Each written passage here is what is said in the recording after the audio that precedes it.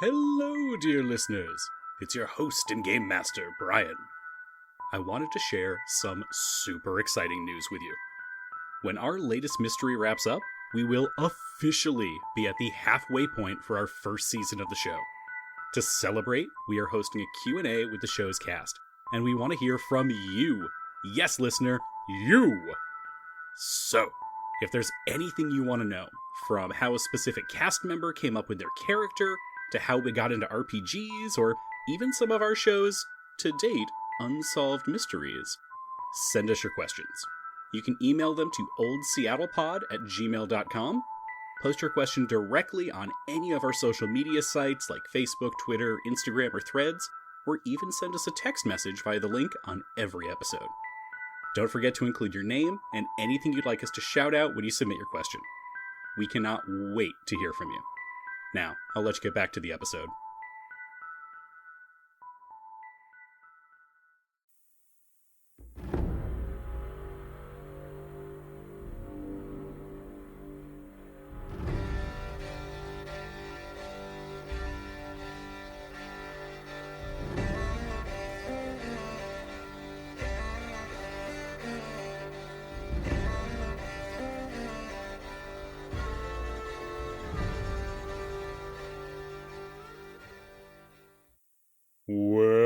Welcome to another episode of Spirits and Monsters of Old Seattle. We find ourselves on a chilly autumn morning. Sofie looks down at the letter in hand, which was delivered to her on behalf of one Mr. Jeremy Hobbs, care of the Library of Metaphysical Knowledge in Defense of Mankind. It's a brief letter from Jeremy, asking if you and your friends might have the time and resources to help him with a personal matter. If you would be willing, he requests that you meet him for breakfast in Seattle at the Pacific Arms Hotel. Finally, the letter requests that you not speak to Matthias about this matter, as it is of a more personal nature. The three of you honestly cannot imagine what Jeremy might need that he couldn't speak to you directly about. So at the very least, your curiosity is a little bit piqued. Are you going to join him for breakfast? I'll bring the mimosas. Of course. Oh, yes. It's always good to bring your own liquor to breakfast. It would be rude to expect someone on Jeremy's salary to be able to bring that. I mean, given your newfound wealth, you could just purchase it. You don't need to just bring your own. Okay, fine. I will make sure to buy. I mean, they better have a nice vintage of Dom. I'm just saying. Because we all know you use the highest quality champagne for your mimosas. Right. Wouldn't the orange juice be harder to acquire in Seattle? Exceptionally. Oh, it's a fantasy podcast. My fantasy is I have oranges. I mean, as a person who got a little bit of scurvy once, I can't understand. Oh my god. Listen, college was a wild time. Also, I just ate a lot of rolls. Listen, audience, Bill is shocked. You're probably shocked too. This is a story for another podcast.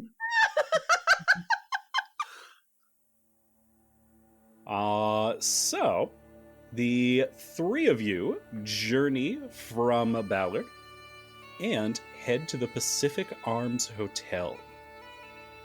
It is a large wooden hotel located in Seattle's uptown neighborhood of Queen Anne Town. Like many of the buildings, it is in the Queen Anne style, an elaborate building with overhanging eaves over a wraparound porch supported by elaborate wooden columns. Rumbling down the street past the hotel is one of the brand new electric streetcars, which merrily dings a bell to warn pedestrians to clear themselves from its path. The hotel, like many of the buildings in Queen Anne Town, was built only a few months ago.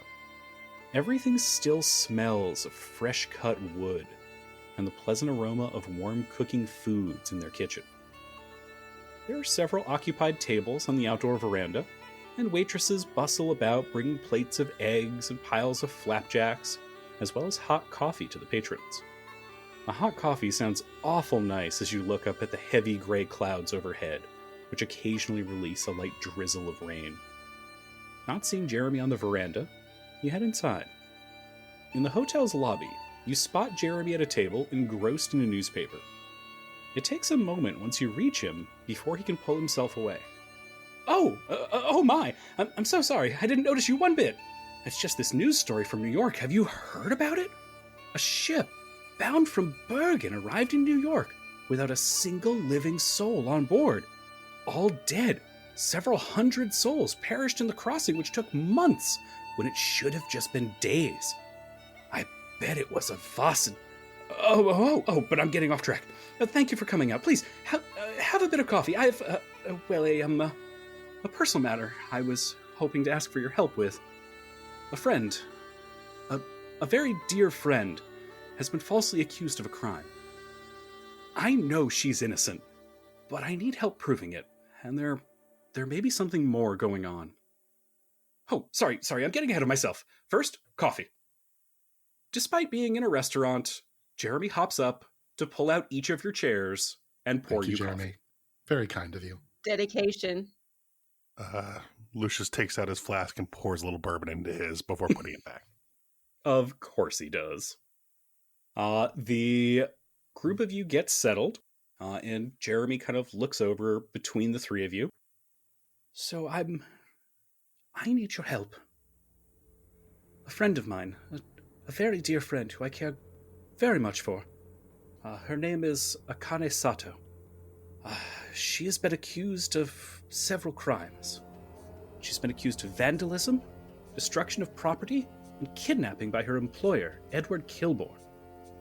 I've known Akane for several years. I don't believe that could possibly be true.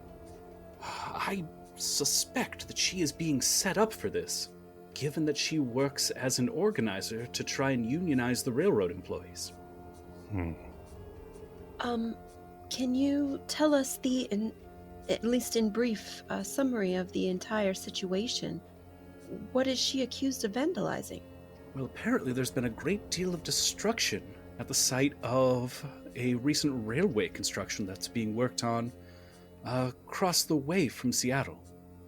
Apparently, Kilbourne intends to spearhead the Fremont Development Project there, intending on creating a nexus of railroad lines. Well, they obviously need railway workers to put hammer to ties and all that.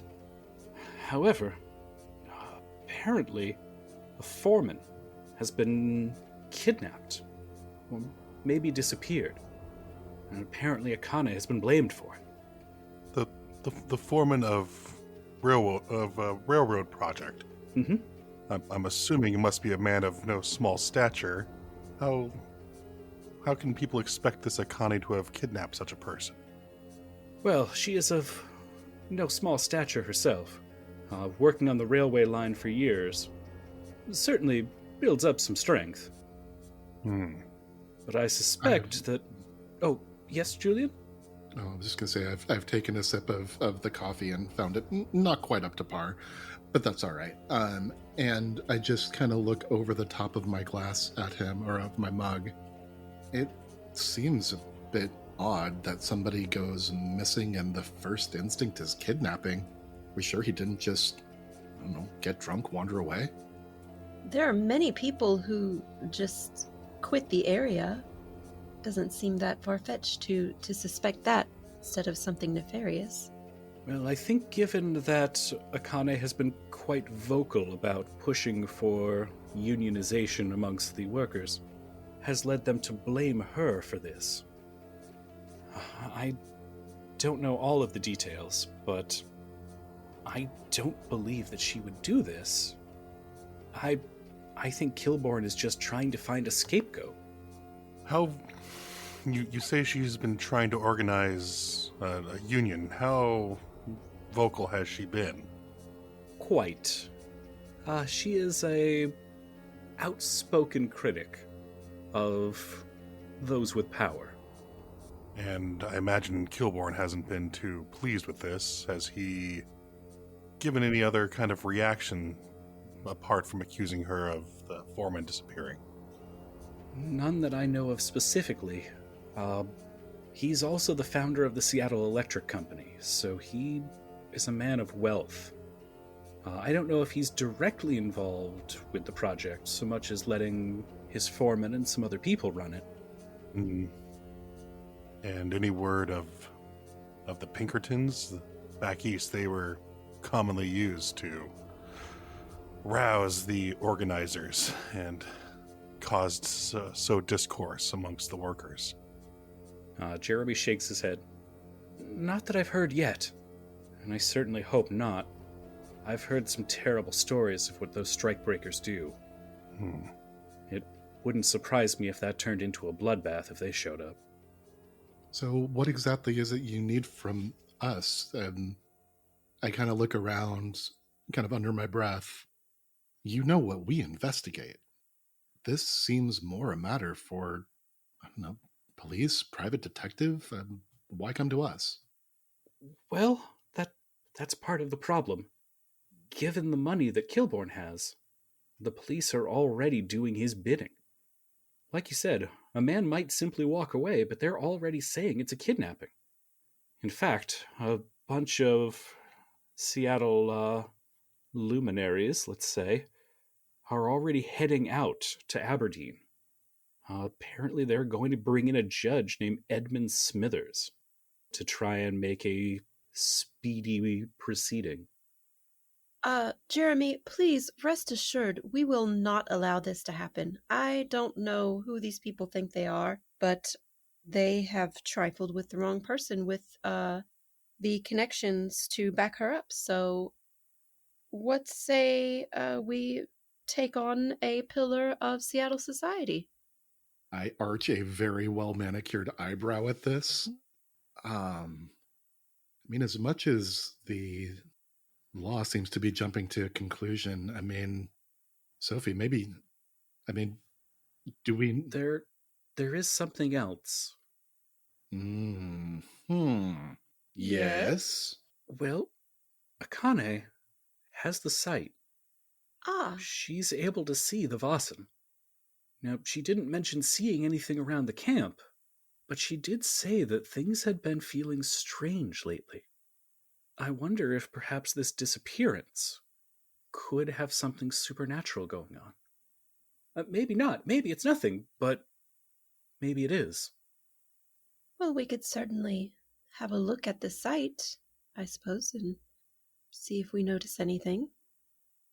So I'm just listening, and I'm still just kind of, taking a sip at this mediocre coffee and just trying to figure out, well, as much as Sofie wants to jump on board with this, I'm just kind of listening to what Jeremy has described.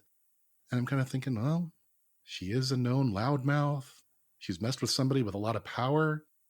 I mean, it's not entirely outside of the question, but it still feels like something that we should be bringing in, I don't know, like a private investigator rather than us for this. This feels more mundane, so far at least.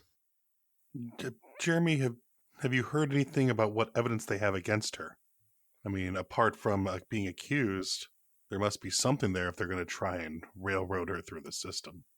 Mm-hmm. From all I've heard, it's very circumstantial. I know that she and the foreman, Roger Burns, had a very antagonistic relationship, but I don't imagine that she would ever hurt him. Jeremy? Yeah? I have one more question about this. Yes. Why did you want to keep this secret from Matthias? About that. Yes. Well, Matthias has provided very strict instructions for the library that we should not become entangled in any legal or political matters, as he's a little worried the library may get too much attention if we look into something high profile without promises of discretion from all the affected parties. I realize I'm asking a lot of all of you, but we don't have time to hire a professional investigator.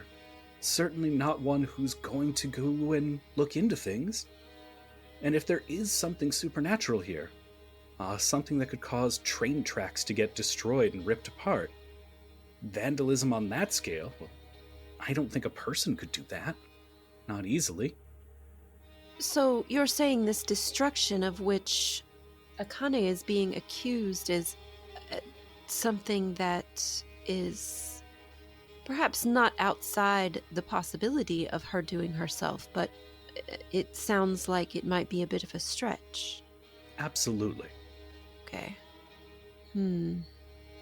So either she's being set up by humans or Vasen are at work here.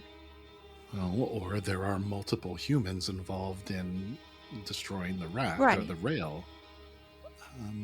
Jeremy, you've always been good to us. You helped us with that awful cat situation. Kind of shudder. Jeremy nods very enthusiastically. I mean, we'll look into it, but just keep your expectations. So far, this sounds mundane, but we'll do our best to see what we can find out. He lightly places a hand over Julian's, in a move that's very similar to something Julian would do to him. If it is mundane, if it's nothing, then I know that you can get to the bottom of it.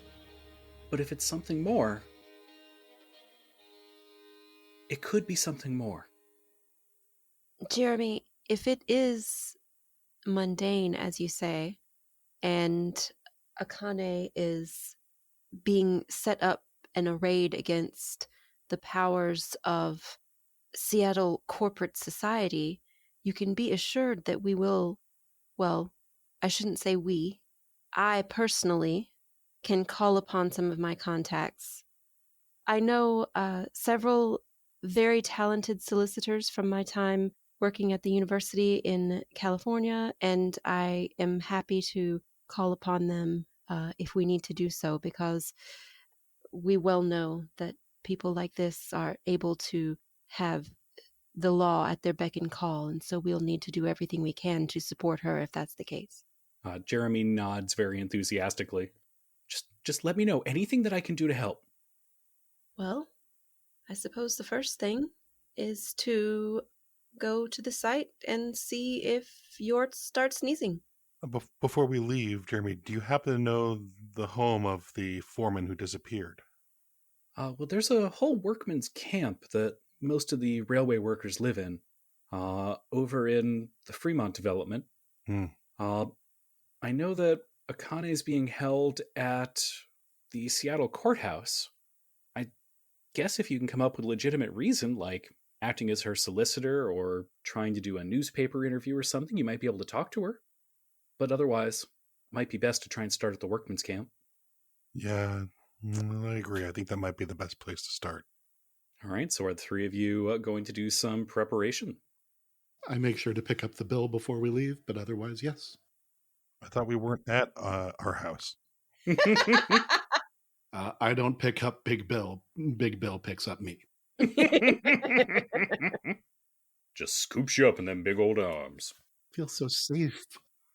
All right, so we are going to probably pause the recording here to take care of the exciting world of determining equipment and purchasing things. Wahoo! Right.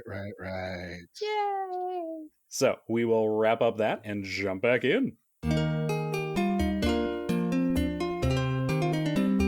All right, welcome back, listener. We have just figured out exactly how equipment works, and we've done some important purchases. Doing a quick recap, Aaron, can you let us know what Sofie has bought? Sofie has, rather than bought, she bought it quite some time ago, we'll say that. Mm-hmm. And she has unearthed it for current use, and it is an old and beat up revolver, and it's just got all kinds of nicks in it, and they're not the kind of nicks that you put in it for how many kills you got.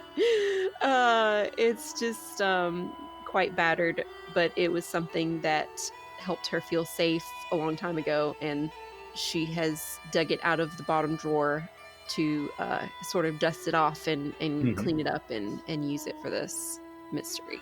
And is she returning the shotgun back into the cellar? She is putting the shotgun in the cellar. She's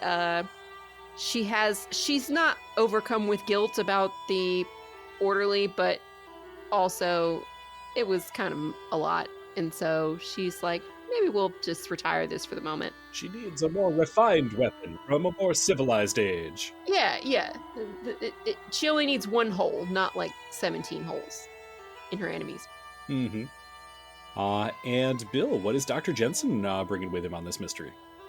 Well, Dr. Jensen will be holding on to his knuckle dusters, but he will also be purchasing a hurricane lamp to help with any investigations or anything that happens at night. Excellent. And finally, what is Julian going to be bringing along?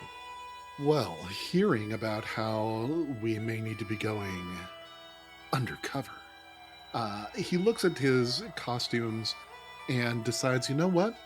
These have been good, but I think I can do better. And he has invested in an elegant disguise. In addition to the elegant disguise, he has also swung by one of those newfangled technology shops and has purchased a camera to help out with any of those things that the two nerds in the party might do. I hear it's useful for that. Mm-hmm. For myself, though, I've got one final thing, which was, my fine wines they are so choice. Mm-hmm. Mm-hmm. The finest of Dom. Yes, absolutely. The liquor, I am a little concerned that Dr. Jensen might beat me up and just take it from me. So I've gone ahead and purchased some additional wine. It's wine. It's just wine. It's just fine. wine. Now, wait a minute. I'm confused. Did you just call me a nerd and then said I'm going to beat you up and take your liquor? I mean, things can be two things. He's one of those fighting nerds. Life needs things to live. Did you say life beats things to live? That too. Did we get Bill twice today? Got him! Ladies and gentlemen of the audience, that is the second spit take from our illustrious doctor here today. Got him. Not as bad as Phoenix's earlier one, but almost. So happy. But yes, I have purchased some special wine, we shall say. Mm-hmm. And to let the listener in on that, this is from the Tonic and Tinctures supplement that I put together, and is a product found in the 1800s called coca wine. The coca is for cocaine. I mean, I'm getting a little more well known. I'm being asked to perform a lot. It's great. I've heard about this, and it just, I heard it can help keep me going. In the 1800s, cocaine was considered the just like miracle drug. It was great and had no negative side effects. Outstanding. So I'm sure that I will have no negative effects from this. Exactly. It's going to be fine.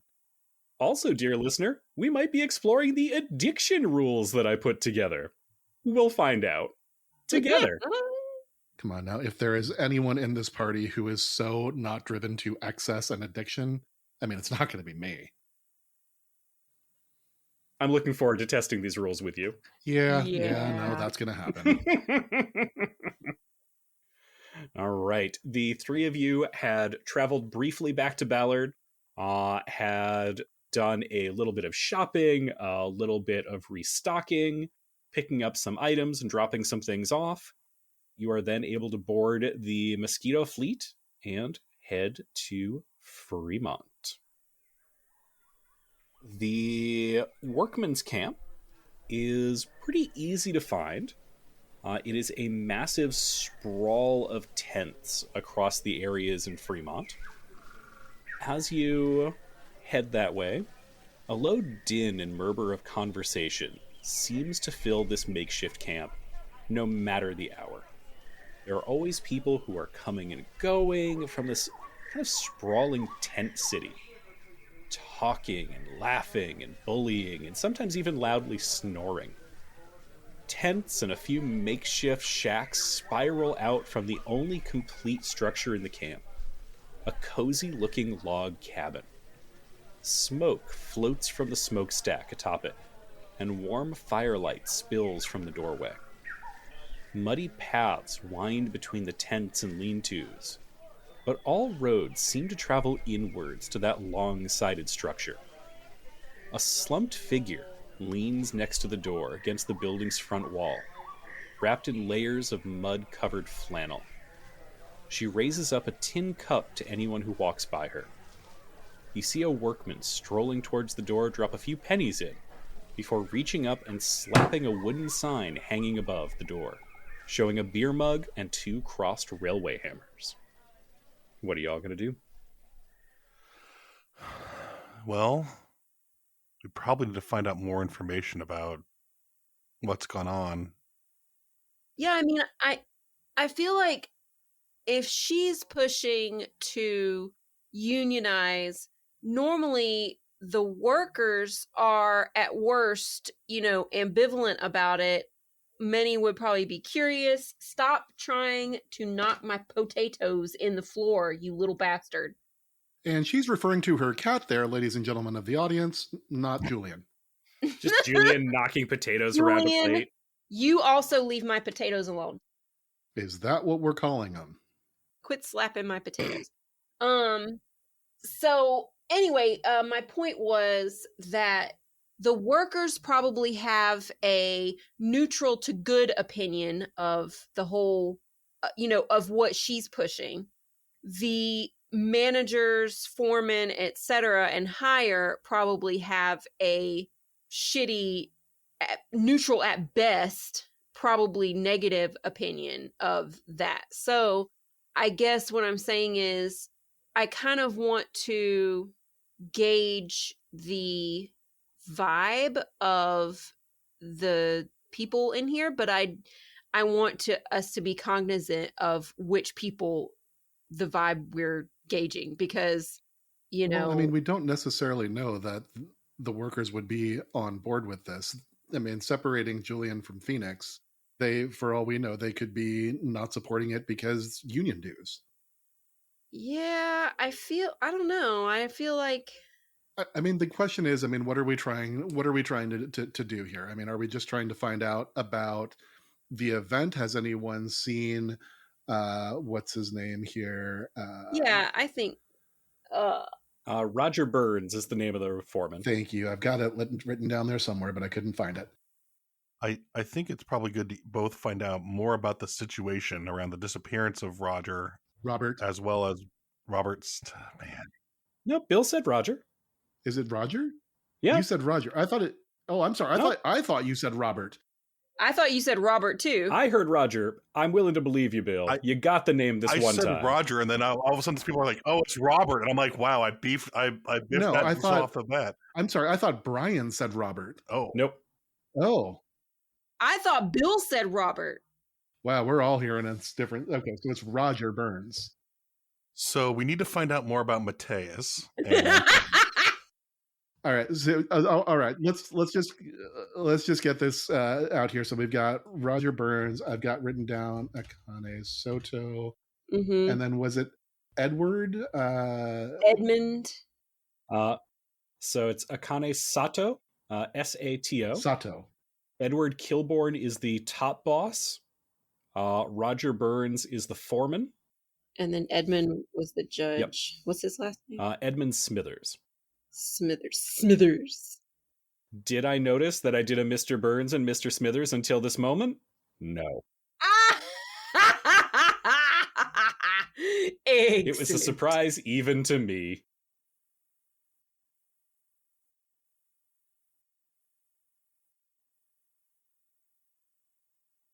Just out of curiosity for future reference, Jeremy is he's probably of an age with like Julian or something, right? Mm-hmm. Yep. He's a Say younger like man. mid-20s or something like that. So Akane is most likely also mid-20s. Most likely. 20s something. Mm-hmm. Okay. Who you all chose to not meet her for some reason. I would not be opposed to go talk to her, but I also figure it might look a little suspicious.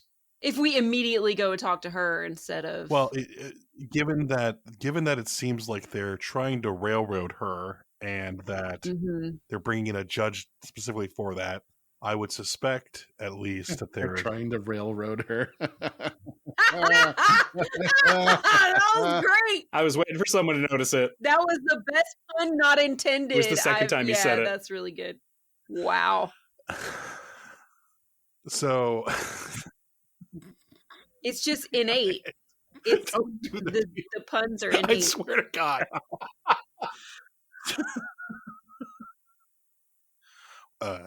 So Lucius's assumption, at least, is that the reach and influence of Mr. Kilborn is fairly far in this area at the moment, and to just simply walk into a police station going, "Hey, we want to talk to the rabble rouser that Mr. Kilborn does not like," is likely to get us tipped off and more noticed, at least initially, than maybe if we were just trying to better understand what's going on. At least here we can maybe feign that we are friends or relatives that the person just disappeared. We're trying to check up on her and find out.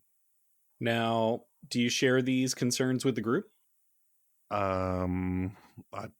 I probably, yes, at least on our way over while we're here. Okay.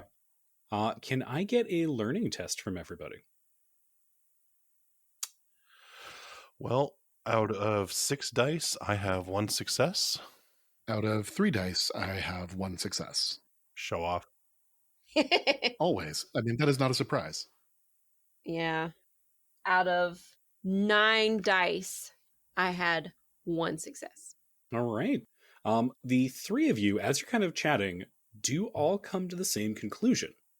It is very likely that Dr. Jensen's suspicion is correct. If you were to go and talk to Akane Sato without some really well put together cover story, you might attract more attention to yourself.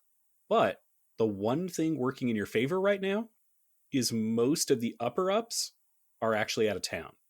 They're all on a train going along the Great Northern Pacific Railroad to head to Aberdeen to go try and convince this Judge Smithers to come back and try the case. So right now... Sorry, go ahead. I was going to say, right now, you probably don't have the best officers in the force who are actually guarding her. That advantage probably only exists for the next, say, 24 hours, though, because Aberdeen by train is not that far, so... It is not that far right now.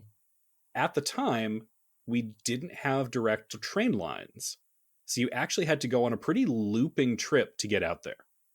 Jesus, bad enough as it is. Well, fun fact, one of the reasons there's a rivalry between Tacoma and Seattle is Tacoma got the destination for the Great Pacific Railroad. So if it weren't for shipping and all of the logging and timber, Seattle basically would have died off. And everyone kind of thought it was going to. So that is part of why everyone in Seattle is like, fuck Tacoma. That's Listeners funny. in Tacoma, we love you. We love you as human beings, but Tacoma fucking sucks. Oof. Shots fired. Yeah, sorry. Aberdeen sucks way worse, though. So got that going for you. Aberdeen, I'm sorry for you, listeners in Aberdeen. It's literally the worst, though, you guys. Anyways. So, you could try and sneak in right now. You could try and just put that on the back burner. You could explore the camp bar, or we can kind of wind back if you wanted to make a different choice. That's fine. I mean, I think you're right. I mean, we have to have a plan, and it's probably going to be easier to come up with a plan if we know a little bit more. Right, have So some evidence or let's something. get some information from the group here. Do we want to pose? I mean, who are we as we start asking questions? Yeah, this isn't the cops, but if we just start randomly asking questions, and be like, who the fuck are you? So who are we right now? So Julian is probably, obviously he's the most charming, but also the most out of place here, I would say. Right? Because I don't know he's about that. I've got bigger muscles than either one of y'all. Yeah, and you have also a coat Cravat. that is... Yeah, a cravat that is more expensive than most of these people's yearly wages. So... I took off the cravat it's being worn as a cummerbund. It's fine. Oh, well, in that case, now you fit in perfectly. In that case, I mean, I totally blend in. Julian might blend in right now, but probably as some of the company men. Right. You know, well, okay, so I'm not sure if we're... The costumes could help, though. I mean, I think, you know, I don't even think I necessarily even need to use the costumes at this point. I think Julian, I mean, recognizing the location he's in, is going to remove the cravat. You know, he can roll dress up, down a little bit. Yeah, just roll up the sleeves and unbutton a couple of upper buttons. Now I'm scandalized. He just looks handsome. Mm-hmm. Although, I don't know, maybe some of the railroad workers have heard of him, and so they'll be like, oh, is that Julian Benavides? I mean, that could also happen. Mm-hmm. All right, so sorry, bringing this back though. Who are we? I mean, if you want me to take the lead, I can. But who are we right now? Would we want to say we're? I don't know. Maybe we could be investors or something, and say that we heard some stuff about what was going on the railroad, and we wanted to see for ourselves, like, what was going on here. What's the vibe? We burst into the door of the saloon and yell, "Vibe check!" Okay, actually, so hold on. So we're in the camp. We're in the workman's camp. I mean, the clientele that's here. I mean, I would imagine this is mostly the workers. This is not going to be the. Okay, no. I'm going to pose as the union boss from I don't know, Illinois. That's good. That's good. I'll be your secretary. Oh God. Union doctor to make sure the people are. Oh, good one. Yeah. So yeah, so I don't even need to dress down. I can still look immaculate. It's true. Perfect. And Aaron, if you do not want to be the secretary, accountant is a perfectly reasonable thing for Sofie to be doing. Yeah. I'm the financial advisor or something. Yeah. All right. So we've got our cover. We're going in, and I mean, I guess I'm going in asking if I'm posing as the union boss, so we're going to be asking, you know, hey, can anyone point me to Akane? At that point, we should get some information about it, and then we can dig from there. Yeah. Good plan? Yeah. Sounds good to me. All right. So the three of you are just going to head right in? Well, is there anything in particular that you guys want to make sure? Because I don't know where this is going, but is there anything you want to make sure that I try to tease out from here? We want to be searching for Akane. They'll tell us that she got arrested. And then we'd want to find out what for. And then if there's anything else that might. Does that sound right? Yeah. If there's anything unusual or anything unusual around this. Exactly. That might have happened, or something that's weird that around the camp that we might. Like, do you think, so she's capable of, of perpetrating this by herself, or or something, or whatever, whatever you want to say. But like weird occurrences or weird accidents, something like that. If especially if they're feeling that there might be Vossen involved. Right. Okay. I'm switching it from Chicago to San Francisco, but other than that, I think I got a plan. Excellent. All right, last item of business. As the three of you are making your way through the camp, you each gain an advantage during this mystery. Ooh. What is Julian's advantage for this mystery? Oh. Because we haven't shared these on mic yet. Right. And now I'm realizing that this is going to be more complicated if I'm saying that I'm famous. Shit. Oh, right. Do you want me to come back to you? Maybe you should. Yeah, well, fuck. No, I mean, yes, but now I've got to maybe this could be your disguise, though, Phoenix. The exquisite disguise, the union boss, because that would get us in to see Akane too, and probably you could be like something like the show must go on, so that you're trying to improve and broaden your performative capabilities. Yeah, I am going to veto the greatest showman if that is your advantage. Yeah, go ahead. Come back to me. Come back to me. I will have something. Okay, I will circle back. Aaron, what is Sofie's advantage for this mystery? Sofie has just been practicing trying to focus and concentrate during chaotic times.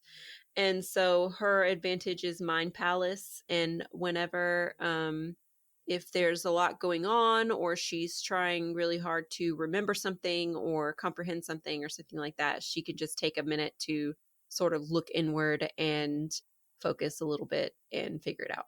Perfect. And Bill, what is your advantage? Well, Dr. Jensen, his advantage is, I'm going to call a weight lifted. He won't ever admit to this, but with his rather unexpected and enjoyable conversation with Dr. Gaston Lebon. After that, Lucius is kind of finding himself a little bit more mentally relaxed and focused, like a weight's been lifted off his shoulders, especially with all the stress of the recent coming to this new reality that he finds himself in. He's actually finding himself a little bit more mentally relaxed and able to adjust. Fantastic. But he will never admit to this, that it was Gaston's doing. Excellent. And Phoenix, anything for Julian, or do we want to put a pin in it and come back to it later? No, that's fine. So, the past few months have actually been going well for Julian. He's made some contacts. He's getting some higher class clientele lately, and it is important to him. The show will always go on, and never let him see a sweat. Mm-hmm. Perfect. All right, so the three of you are headed towards the entrance to that camp bar. That woman in the dirty rags holds up a tin cup. Do you just head inside? Sofie will definitely put a few coins into the cup and also try to assess, can she help this person? Is there a job for her in Sophie's backyard farm situation? Not usually the kind of person that she tries to sponsor, but... Does Sofie try and strike up a conversation with her? I don't think so. I think she's focused on the matter at hand. Yeah, but she'll definitely, try to help her out a little bit with some coins. Yeah, no. As we walk in, if I see her standing there, am I taking it that she seems to be sitting on the ground? Yep. Yeah. No, I will walk on over to her. Oh, how you doing there, miss? And I will take out I don't know, like $1 and put it in the mug. That is a hefty amount at this point. Yeah. No, it is definitely intended to be a little extravagant. Generous. Yep. Oh, how you doing down there? You don't get a reaction from her. You all right, miss? Can you hear me all right? She looks at you for a second more and then kind of points at her ears. And then kind of shakes her head back and forth. Nod at her, kind of look back to the others, kind of shrug my shoulder.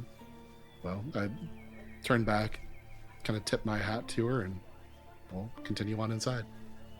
She then seems to realize the amount of money that you dropped in there and looks very surprised. The camp bar is a pretty simple, pretty rustic affair. There are a few bench seats with trestle tables. Set up right front and center is a very large bar with some simple camp stools. And then behind it are just casks and crates that are filled with various kinds of liquor, beer, wines, etc. There are quite a few people here, so it's not crowded, but it's definitely busy and active. Two men stand behind the bar, who you're fairly certain must be father and son. They wave at you as you're coming in, and a few folks kind of murmur greetings. The older gentleman kind of leans an arm on the bar. Welcome. How can I help you today? Hello. Top of the morning to you. I'm sorry. I'm so sorry, guys. What are you, Kalen? Oh, hi, Julian. Oh, hi, Julian. Top of the morning to you. I can't. So he kind of looks you all over. I'm guessing you're not workers here, are you? Or looking to be workers? No. As a matter of fact, I'm not. And the lowered voice is a choice here. Mm-hmm. No, I'm not. Hello. My name is Matthew. Matthew Thias. Union boss from down in San Francisco. I've been looking for a woman, Akane, I believe her name. Is she around here? Can you point me to her? As soon as you say that, his face does blanch a little bit. All right there, son. You may not want to be saying that quite as loud. Which part? The part about being with the Union, son. Things are a little bit tense here right now. How's that? There's a lot of tension between the men. Some of them are supporting that Sato girl that you mentioned. Some of them are not. Between the four of us, I wouldn't be surprised if things boil over soon. Brian, as the bartender's telling us this, is there anyone in the bar that seems like they might have acted or reacted kind of negatively or perked up, I guess, when Julian Matthew said he was the Union? Was Matthew Thighs attempting to be discreet with this statement? I certainly wasn't bellowing it. It was just normal conversational volume. Normal conversational volume. So, Bill, to answer that, there's definitely a little bit of a reaction. A couple of heads turn and start looking at you. A couple of folks suddenly start kind of looking down at their food and at their drinks and clearly not making eye contact with you. You get the sense, maybe without meaning to, you already have picked a side. Kind of look around, seeing that reaction from folks. Look over to the bartender again. I'm sorry, what was your name, sir? My name's Colm. Colm O'Brien. This is my son, Patrick. Sorry, is that Cole or Colm? Colm. Oh, appreciate it. Realize I don't know why I'm calling this man son. I've lowered my voice, but I'm still in my 20s. Yeah, you're very clearly younger than him, too. Yeah. No, that was a choice. No. Well, I appreciate the heads up there. Kind of nod. I'll attempt to be perhaps a little more discreet then. Look around at the bar. Well, I guess, and I will raise my voice for this, I guess then drinks are on me. All right. You definitely have got the interest of the bar now. Can I get a manipulation test from you? Or actually, no, let me walk that back. Can I get an inspiration test from you? You sure can. That is 2 success on 8 dice. All right. You get the sense that you have smoothed things over a little bit. There's still a little grumbling from a couple of tables, but it mostly kind of simmers down once Patrick and Colm start delivering some beers. Yeah. I will allow them to do so, and if anyone Patrick actually stops by you for a quick second. Yeah. My dad didn't mention it, but there is someone you might want to talk to. Oh, who's that?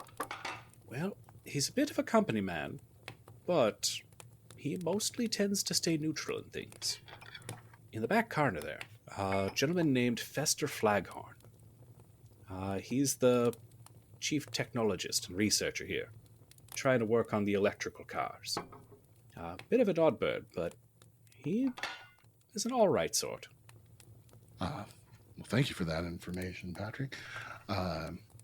Anyone else needs anything? I got it for right now. Kind of raise my glass to him of whatever it is he has brought over to me and make it look like the most delicious thing I've had in a long time. And we'll turn to the other two, shall we? And I'll make my way over towards Fester.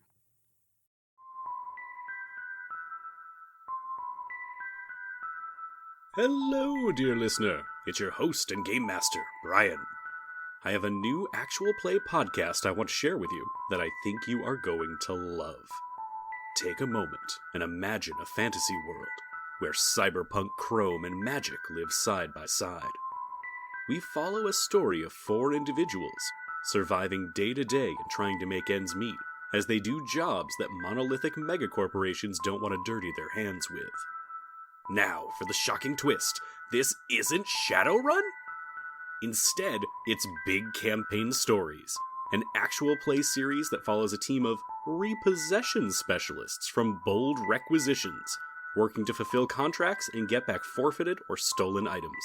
The Game Master Jeff takes his players through short and exciting adventures using a heavily modified version of the Pathfinder 1E system.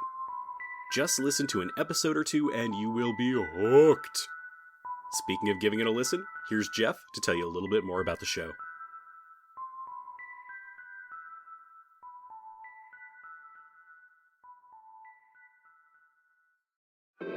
Hey everybody, my name is Jeff, and I run the Big Campaign Stories podcast. Our story focuses on 4 people working at a repo company, trying to keep afloat among a corporate dystopia and crushing debt. The world is one that we have been playing in and working on for a long time. The current homebrew setting is played with Pathfinder 1st Edition rules, but with more of a modern feel to it. Think something like Blade Runner or Snow Crash, but with magic. We try to release every Thursday, and when we cannot, we come up with small side episodes focusing on each character to help expand the world and lore. So, if you like greasy breakfasts, people trying to pay bills, and the occasional Lovecraftian monster, give us a listen. Alright, thanks. And we'll turn to the other 2, shall we? And I'll make my way over towards Fester. All right. Sitting at a table in the back corner is, other than yourself, the nicest dressed guy here. A very clean, very neatly pressed suit, very nice tie. His hair is slicked back. He has a tiny little mustache. And as you head over, he kind of perks up a little bit. What do y'all say? Hello. You Fester. I am. What brings you over? Oh, well, I was just speaking to that nice young man up at the bar there. Kind of tipped my glass over towards Patrick.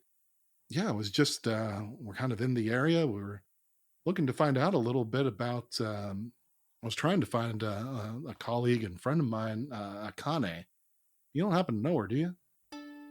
Akane Sato? Yeah, her.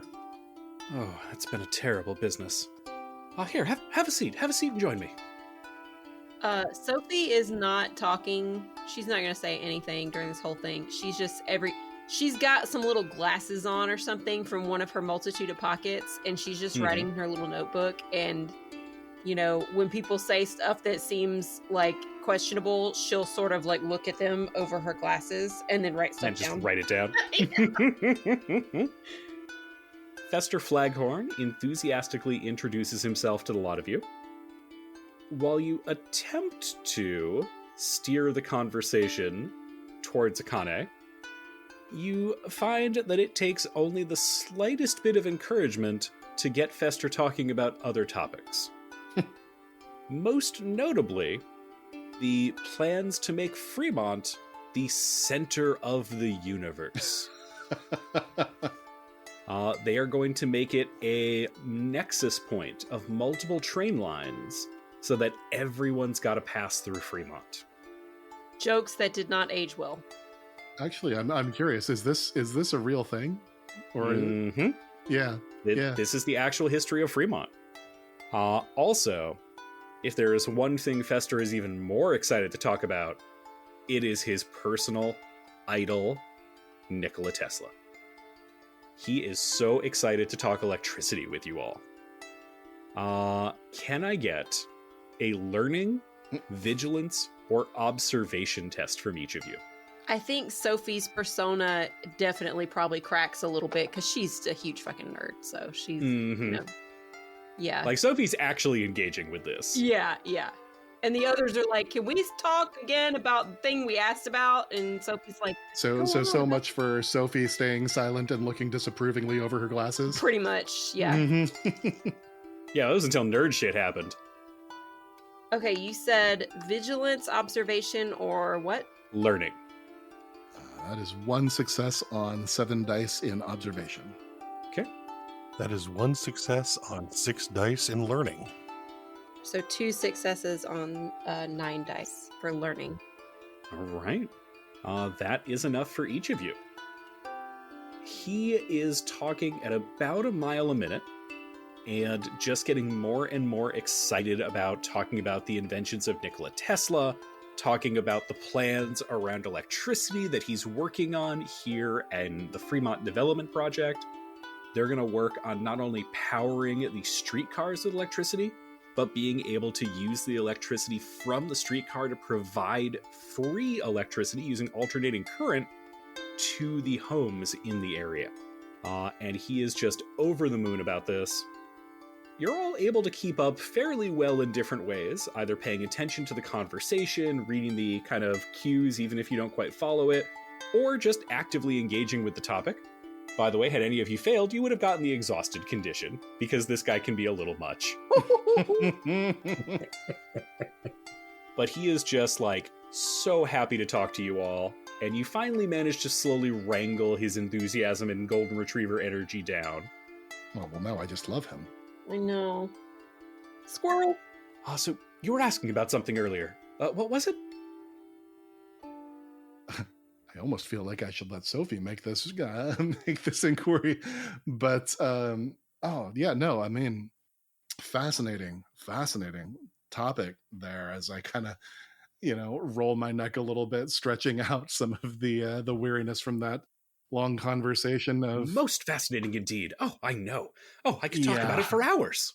I can tell, and I admire that tenacity within you. But yes, I was asking. You mentioned my friend Akane Sato. Where is she? I haven't been able to find her. Oh, it's terrible business. Currently, the word is that she may have kidnapped the foreman, Roger Burns. Kidnapped a foreman? Indeed, as well as apparently committed quite a bit of vandalism and destruction of property. That doesn't sound like the woman I know. All by herself. Allegedly. Interesting.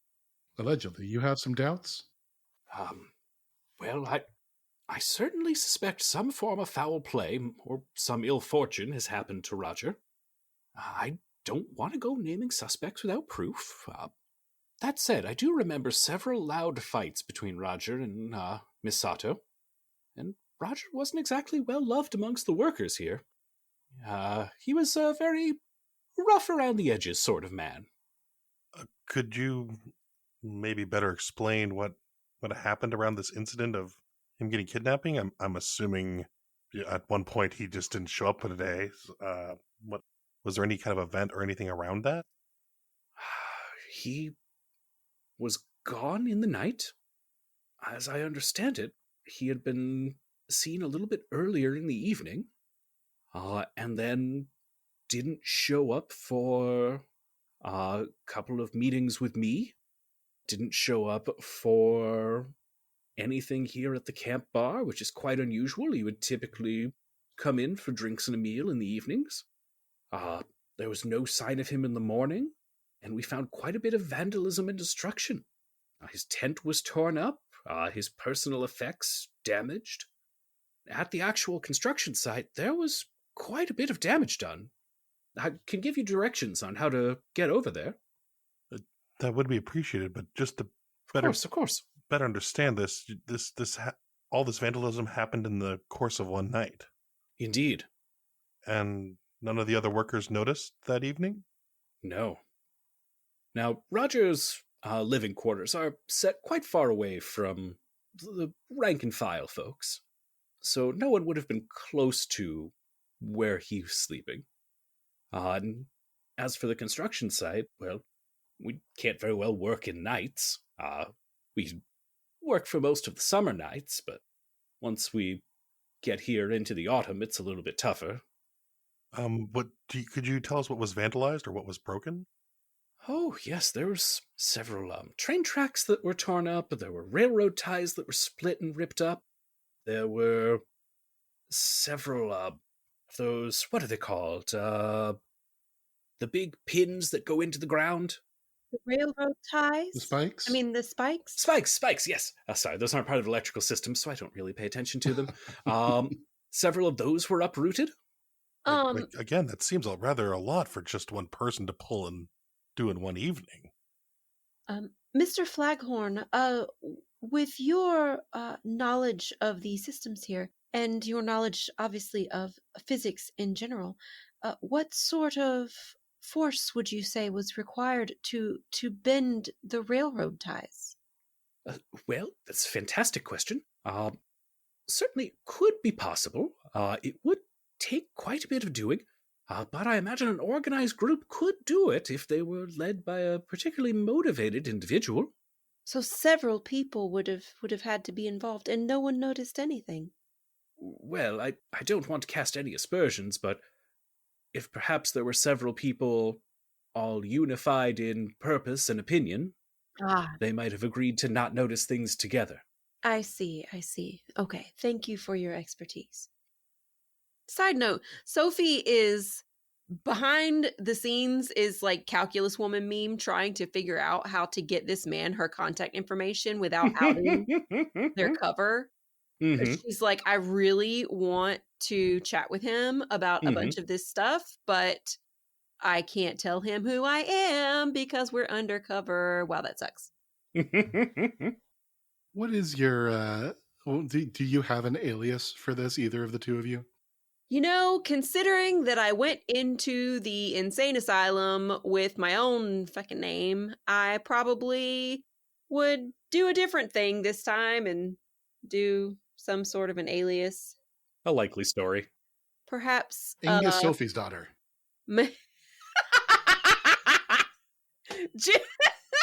Genius. Lucienne Julia's daughter. I don't know. Please no. You're all going to forget that, and it's going to drive us all crazy. So Dr. Lucian... Hey, you. No. Well, I had an idea, and I feel like actually, because I didn't remember the character's first name. It could just be Lucian Jensen. But now I feel like I have to take this. Given that we have a Mr. Smithers and Mr. Burns, I was going to be Dr. Hibbert. But guess what Dr. Hibbert's first name is? Is it Lucius? Julius. Even better. Wow. Orange Julius. Not to distract. My name will be Margaret Simpson. Fantastic. Not to distract from this important alias name decisioning. But as you are kind of running through this, you're chatting with Fester. He takes a bite out of some of the fresh-baked bread that he has and suddenly recoils and spits it out. Oh, good lord! Looking down at it, it's full of beetles. Okay. Learning check, history check, something. Before you do that, beetles. You look at the drinks that you have, which you've been drinking out of, and were fine a few minutes ago. They are now swimming with bugs. Cool. The timing on taking a drink right there was perfect, Aaron. I'm sorry in advance. Thanks for that. Yep. And you hear that kind of like, Puh! Oh god, what? From all over the camp bar. From all over the bar, not just us. Okay. So there's definitely a Boston that walked in here. And then from underneath Sophie's skirts, you just hear a tiny... Oh no! Shit! Taking a look over at the actual bar, what is the status of Colm and Patrick? They look like they're freaking out a bit. By the way, can I get a fear test from each of you? I was waiting for that. And remind me, that's logic or empathy, right? Logic or empathy with a +2 bonus because you have your two allies close together. Okay. 1 success on 7 dice. Okay, 1 success on 8 dice. Out of 7 dice, 1 success. All right, see, you've gotten used to some weird supernatural shit. We're getting there. So, Colm and Patrick are freaking out. They are trying to put people's minds at ease. But all of the food and all of the drinks are full of beetles and larvae. The bread is suddenly rotten when it was fine a minute ago. The beer has turned stale. It's unsettling. But you're all able to hold your shit together. Did anyone walk into the bar recently, or does anyone in the bar look less disturbed by the insects than the rest of the group? There are 3 people, and they look weirdly used to it. But they're the only ones. Is it us? Yes. Thanks, Brian. So I just ordered beer for everybody and look strangely calm as this all happens. Cool. This is good. Well, maybe not calm, but at least like you're holding your shit together. Yeah, no. Yeah, I as calmly as I can set down the beer just at the table and look over again at Fester here. This happen often around here? No, I have no idea what's going on here. Ugh.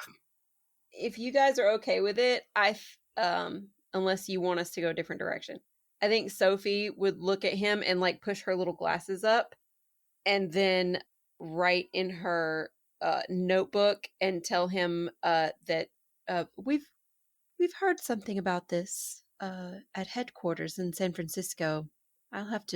We need to look into this further, or something like that. Mm-hmm. Kind of as a nice like exit for the scene for them. Yeah, like we're not 100% unfamiliar with this happening. Like we've heard rumors about it before, but not like, oh, we deal with this all the time, but like, oh, we've heard of this happening. This is interesting and concerning or whatever. And then I'm a professional. Don't worry about this. I clearly know what's going on more than you. A little more than you, yeah. Lucius gonna actually pull out his flask and pour a little out just to see if that's also been affected by. Good call. There are no bugs in it, but it has gone bad. Can alcohol go bad? What does that mean? It almost looks like it's got sediment in it now. It's unfiltered, Brian. God, don't you know that that's the thing now? I don't even know what that means, to be totally honest. Is there a weird smell or anything to it? I guess just. Oh yeah. It smells like it has basically like gone off. Yeah. It doesn't smell like a good bourbon anymore. That's for sure. There's kind of a like strong alcohol smell to it, and if you do taste a little bit of it, it's got like a vinegar kind of flavor. Oh, that's a disappointing. So almost like someone had an old brandy and just left it open. I definitely do want to try to... Well, maybe I'll wait until we walk out, and then I can kind of riffle through my skirt pockets and try to find a reference tome that might tell me something about this. Mm-hmm. I still want portable library to be a thing, Brian. I saw it in the list of perks, and I want it. Sofie cast Conjure iPhone. You are the creator. you are the creator of the things, and you could create. You are like God in the Vossen universe. You could just, make these things happen. You could just make it happen. Just saying. It's like a microfiche you're holding up to the sun trying to read. Microfiche. We're so old, you guys. I think they had that in Stranger Things. God. Can I, by the way, get a vigilance test from all of you? Oh, great. It's a logic skill. Why? And this is for kind of a listening thing, so binoculars would not help. Or opera glasses, if anybody bought those. That is 0 success on 4 dice. Okay. I got 2 successes on 7 dice. Okay. I got 0 successes on 6 dice. All right. So Dr. Jensen is kind of mourning his lost contents of the flask, but at least the flask is still in good shape. I guess. Julian is lightly conversationally detangling himself from Fester Flaghorn as Sofie is taking notes. And she happens to catch a little bit of conversation from some of the railway workers. And as they're talking, they unanimously agree that things started going wrong here ever since the incident at the church. Ooh. I will sort of look at Julian, and I don't know if I should. I don't want to break cover, so I'm going to sotto voce try to tell Julian that I heard that and see if he might want to go and chat with them, because I don't want to start conversations with anybody in my current capacity. Okay. Upon hearing that, I will excuse myself from Fester. I'm gonna actually head over to the bar, ask Coleman Patrick, just get a glass of water. Good luck. They both look very concerned, and Colm pulls up a mug of water after kind of pulling it from the big barrel that they have, and you see it's full of pond scum. Well, all right. And he just frowns and shakes his head and then pours it out onto the dirt floor. Never mind. All right. Was going to try to bring them something to wash their mouth out with, but I don't think I'll approach with pond scum. So I will just kind of brush myself off a little bit, and looking over to the folks Sofie was gesturing to, just kind of walk up to them, kind of shaking my head. Well, that's not the damnedest thing I've ever seen. Y'all, what was this all about? I tell you, we never had anything like this before, but something ain't right. Huh, yeah. You know, frankly, I think something's been wrong ever since the incident at the church. What happened? Sorry, I'm not from here. What happened at the church? Well, a bunch of us, it's a church, so we put in some time during our off hours to help them build it. It's almost completely made, almost ready to go, and suddenly, the steeple collapses, dropping that big, heavy bell right on the minister. And the railway worker crosses himself and then spits over his shoulder. How long ago did that happen? Oh, that was several months back. But yeah, something just wasn't right after that. Well, like what else? Has this kind of thing happened before since then? Can I get a manipulation test from you? Okay. Just one success on 9 dice. All right, that's still enough. They kind of look back and forth. One of the guys leans in real close. Did I hear you say you're with the Union? With that check, and it might be something different, do I have any sense of what this guy wants to hear? You get the sense he wants to hear yes. Okay. That's right, from local down in San Francisco. Well, you ought to know that Sato lady. Yeah. She got arrested for Roger disappearing. But he's not the only one who disappeared. A bunch of folks have. What other people? This Roger, he was the foreman, yeah? Has it been other high-ranking workers down here, or who else has gone missing? Nah, just folks who actually worked the line. People who put in the real hours.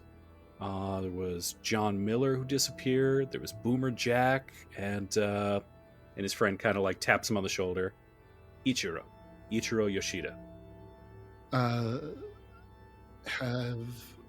So they've gone missing. Have they turned back up? How long have they been gone? Nah, they've been gone for weeks. Nobody's seen them. But nobody makes a big deal of it until the company man goes missing. Yeah, I kind of nod knowingly with them along with that. I mean, 3 different people, Now, Roger, I mean, did they bring in anybody other than Akane for this, or she's just now being scapegoated? What's going on? They're just saying it's her. For all of them, or Just Roger. They aren't even talking about the other three. huh? They act like they don't even matter. People are scared. That Roger Burns, he was a mean son of a bitch. I don't think anybody's going to miss him. But there's plenty of folks who are worried that if they try and join the Union, no one quite knows what's going to happen. Best case, you might get blackballed by Edward Kilbourne. Can't work any railroad jobs. Worst case, who knows? Some of us, we're trying to make a difference out here. You get a chance, you look for Henry. Henry? Henry Johnson. He's one of Akane's best friends. He'll be fighting. That's what he does. And whereabouts will we find him? This time of day, probably over at the construction site. Appreciate it. Keep on fighting the good fight. I will go ahead and... So is it... Sorry, it's him as well as, like, one other guy? Mm-hmm. I will give them both $1. And they both shake your hand happily. All right, you've got a couple leads, and you've got a suspicion that maybe this isn't just a mundane kidnapping. What are y'all going to do? I would still like to make, especially since we're kind of on the way out now, make that learning or history or something, whatever you want, check to see if I recognize anything about this Boston's, abilities or something. For right now, it's still a little too early. So far, you've seen something supernatural happen, but you don't have quite enough to pin a specific faucet. Okay. I think it might be prudent to go talk to Henry, and then maybe we go talk to Akane after that. So I don't know. I had something and then I lost it. There are a couple of destinations we could go in. Yes. You could head to the railroad construction site, which Fester has given you directions towards, where you know that Akane's friend, Henry, is there. That's also where the damage was done. Right. Mm-hmm. Yeah. You could head to the ruined church that they were able to give you some directions towards and said everything has gone bad since that got destroyed. Or you can try and go back to Seattle and talk to Akane. So the ruined church is here in Fremont? Mm-hmm. Yep. Okay. So I think, Akane is the wrong choice right now. I think we should go to the site because then we can get readings with our spectrometer or something. I'm kidding. With our camera. Right. And with the camera and also talk to that guy, right? Yeah, I mean, for sure. Is there anything specific? Because I think we do eventually, of course, want to make our way over to Akane, or Akane, pardon me. Is there anything that either we're going to need as part of a cover story to go talk to her, or just something that we would want to get from her? Basically, is there anything specific we need to do while we're gathering information out here specifically before we go talk to her? Nah, you think the things like your elegant disguise will be enough to help put your cover story together. And pardon, I wasn't even asking like in terms of that. Like, I'm just talking like, is there anything that we... Oh, information-wise. Yeah, just information-wise that we want to try to figure out before we go talk to her. Rather than just like, hey, Akane, so what the fuck happened? So I think finding out more about what happened that around the specific incident that got Akane arrested, okay, as well as trying to find out anything more we can about other workers disappearing might be helpful. Investigating the church before we leave Fremont might also be prudent, just to see if there's something there, or if now I'm gonna mess this up. Yorts? Yes. Okay. You got it. So proud. If Yorts has any reaction to any of the surrounding areas around the church, basically getting kind of as much background as we can, and then going to Akane and trying to get from her then, like, hey, we know about this, what else can you provide to us? Sure. Might make the most sense. Okay, that makes sense. Also, Brian, can I get the names of the three people? I don't know that it'll be important, but the three people that you said went away. I'll put them all in chat, but they are Ichiro Yoshida, Boomer Jack, and John Miller. I have been just flirting with the Wikipedia rabbit hole so far. And the union that we are most likely to be a part of, in case anyone asks, is probably the Brotherhood of Locomotive Engineers and Trainmen, because that one was founded in Michigan and the rest were founded on the Eastern Seaboard in approximately the same time frame. So it seems like that, and also the other ones were more based on like conductors and stuff. Mm-hmm. So that one seems like the most generic and also the closest to us. Well, and if it's Michigan, it's not a hard hop from there to Chicago for what Phoenix was trying to. Yeah. Well, but I had changed it to San Francisco. Oh, he changed it to San Francisco. That's why I was looking to see who might be in San Francisco. And the West Coast isn't mentioned at all, but I still think Michigan is probably the best bet, and it's the most kind of generic union. I was just thinking there would probably be more Filipino people in San Francisco than Michigan. That does make sense. You're assuming average white Americans can tell the difference between Filipino and other people that have non-melanin colored skin. My ex was Japanese, black, and white, and people constantly spoke Spanish to him, and he didn't speak Spanish. Growing up as mixed mixed race myself, I will just say, I have heard everything from. Very rarely do I get Filipino. I have gotten white, black, Hispanic. I get as you would probably guess, I get Polynesian quite a bit. But I've gotten just about everything. Yeah. Anyway, I digress. Let us go ahead and. Digressions are a specialty. To the construction site. Let's go find Hank. That's the charm of our podcast. Also, it's Henry, not Hank. It's Hank now. We're 10 out of 10. All of his closest friends call him Hank. We're so good at this, you guys. Oh my god. All right.